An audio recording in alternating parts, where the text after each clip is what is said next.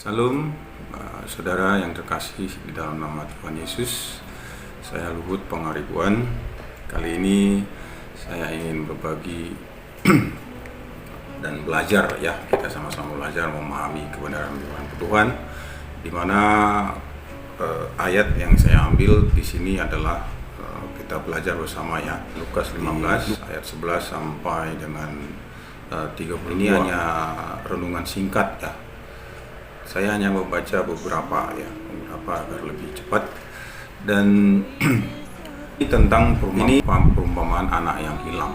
Nah, dan ini bercerita pada masa itu Tuhan Yesus menyampaikan itu kepada murid-muridnya dan orang-orang Israel pada saat itu. Di sini saya akan membacakan ya, di mana anaknya pada saat itu menyadari ya ada bapak yang begitu mengasihinya dan begitu berlimpah ruah kekayaannya, tapi dia pergi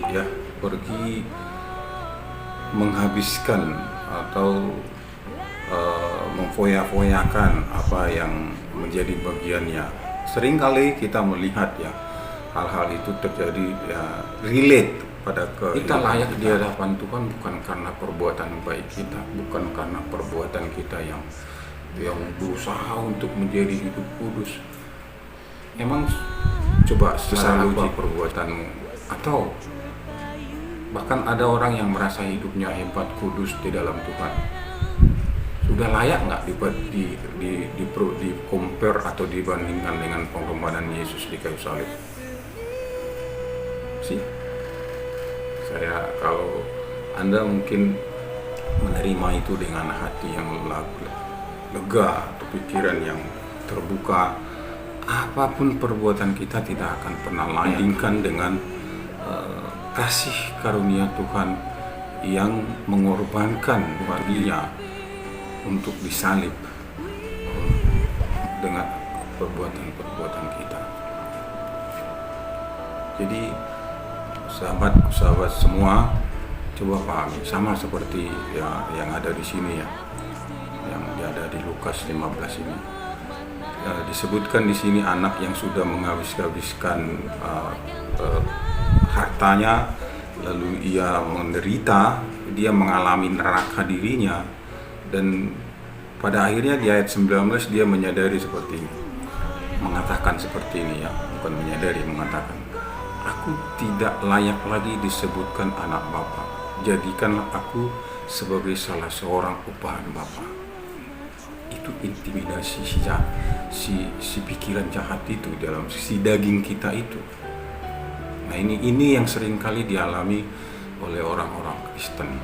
Kenapa? Ya memang karena pengajarannya seperti itu yang kita terima, bahkan semenjak saya dari sekolah minggu sampai saya sudah berdewasa, saya sering kali menerima pengajaran bahwa cobalah untuk hidup kudus, belajarlah hidup lebih menjadi oke, fine, tapi bukan karena itu kita jadi layak di hadapan Tuhan, semata-mata oleh karena kasih karunia ya, bukan karena perbuatan tindakan si bapak apa, ayahnya berlari mendapatkan dia lalu merangkul dan mencium dia.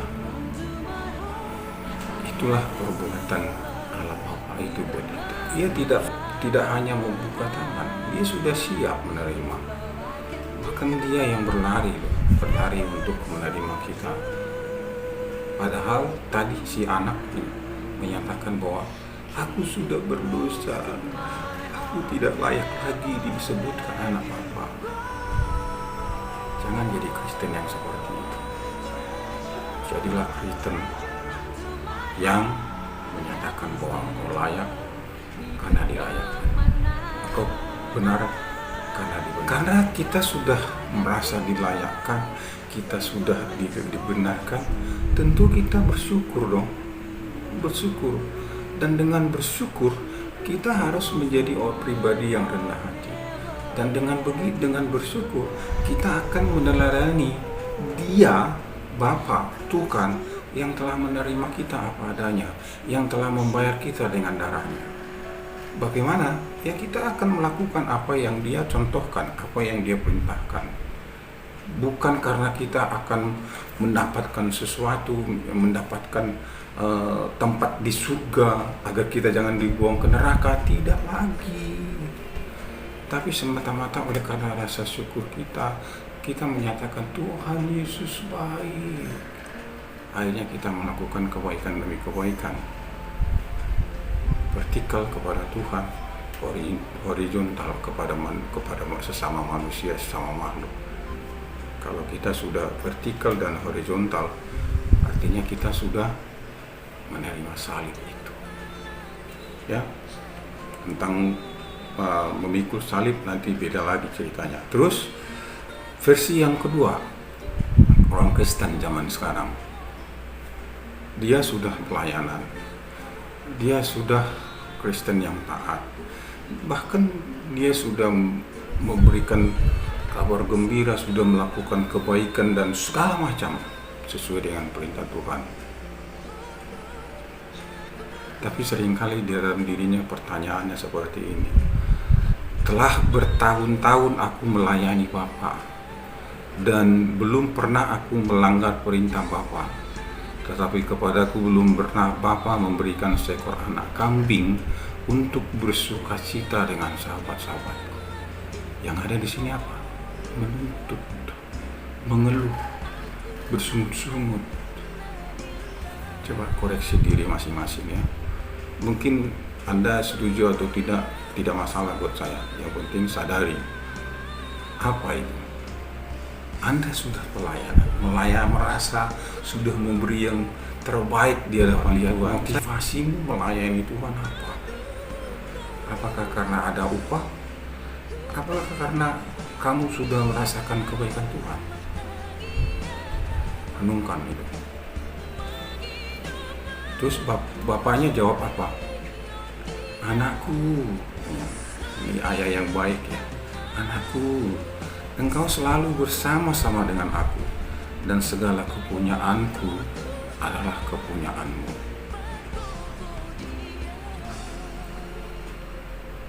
Kalau kita sudah menyadari hal itu, waduh, luar biasa. Gak ada takutnya lagi kita dengan apa-apa. Ya, saya nggak meniadakan ya namanya ujian ya. Saya tidak meniadakan yang namanya tantangan, cobaan dalam hidup, itu aja. Selama kita masih hidup, kita kadang sakit, ya wajar. Namanya kita masih daging ya. Walaupun Kristus di dalam diri kita, ya kita masih bisa tergoda dengan hal-hal yang kenapa? Karena ini masih daging. Roh itu masih di dalam daging. Coba, pernah nggak kita sadari itu sih? Dan yang terakhir, Bapak menyebutkan ini, kita patut bersukacita dan bergembira karena adikmu telah mati dan menjadi hidup kembali. Ia telah hilang dan didapat kembali. Sementara ini berbicara apa? Kecemburuan. Banyak kan? Coba renungkan saja di dalam hati kita masing-masing. Kita belajar bersama-sama. Kadang-kadang ada banyak orang Kristen, bukan lagi orang di luar Kristen. Orang Kristen, saya berbicara pada orang Kristen. Ada lagi orang yang senang melihat temannya sengsara. Coba. Ada bahkan senang melihat temannya kena hukuman. Belajar untuk mendoakan, bahkan belajar untuk memberkati. Agar apa? Agar dia berubah. Mudah? Enggak, saya nggak bilang mudah. Saya juga termasuk pribadi yang bergumul dengan hal itu. Tapi bagaimana cara menyikapinya? Ya itu tadi firman itu. Kita harus menyadari bahwa Kristus sudah di dalam kita. Kalau kita sudah benar-benar menyadari, ya walaupun kita mungkin jatuh ya, mungkin tersandung, ya mungkin tanpa kita tahu, mungkin kita ya terjerumus ke lubang, sebuah lubang ya. Tapi begitu kita sadari, ya apapun bentuknya, kita tetap bersuka di dalam kesulitan, di dalam kebahagiaan, di dalam euforia kemenangan, tetap kita bersyukur bahwa Tuhan Yesus baik, bahwa Tuhan ada di dalam diri kita. Hilangkan yang namanya tadi di akhir itu, Tuhan menyuruh kita untuk bersuka jika ada orang yang diselamatkan, jika ada orang yang kembali dari jalan yang salah ke jalan Tuhan.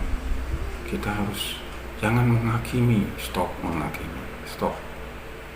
Dari sekarang stop. Karena apa? Semuanya bisa berubah. Karena apa? Tuhan Yesus baik. Kita akan belajar menjadi pribadi yang baik. Terima kasih.